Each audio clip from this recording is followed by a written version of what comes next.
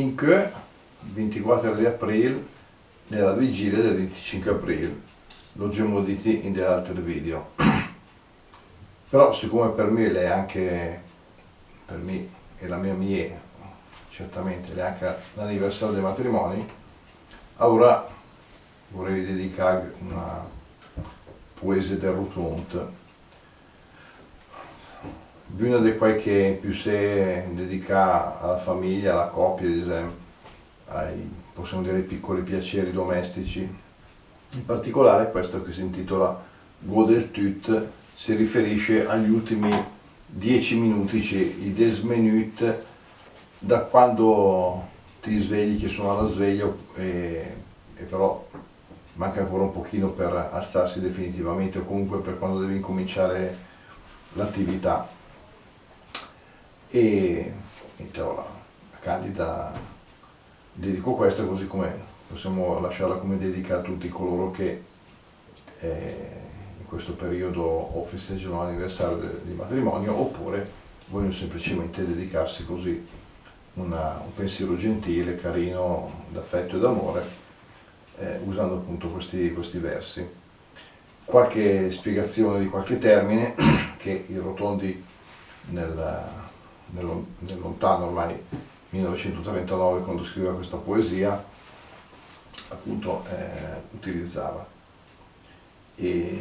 O meglio, nel milanese attuale valgono ancora, però sappiamo bene che purtroppo la nostra lingua è usata sempre meno, o comunque non molto, e alcuni termini magari non si usano più. Per esempio i dubbi, che non sono i dubbi, cioè non sono i dubbi, ma i dubbi sono letteralmente le doppie, cioè praticamente le coltri, vuol dire del letto, quindi le lenzuola con dentro, con le coperte annesse, e il cubi, che fa rima, è il letto. Lo chiama poi il covile, penso che l'origine sia quella, quindi un luogo dove si giace per riposare. E poi vabbè, desedada vuol dire risvegliarsi, e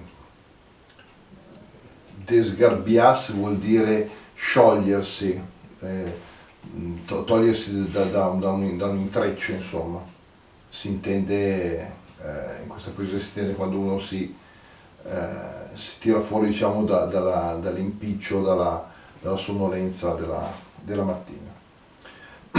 E niente, altre parole grosse, diciamo, poco comprensibili non mi sembra che ci siano. Ecco, ringraziando il cielo andiamo avanti, se possibile, a vivere bene con questa capacità anche di godersi, di avere felicità anche nelle piccole cose di tutti i giorni. Godel tut. Godel tut quel 10 minut che te avanza de sta in letto. Godel tut quel caldinet te vedin de sotto ai dubi. Se sta al cubile mai sempre un piesè, queschi l'è il piesè più saurì. L'ultim gut peut le finì.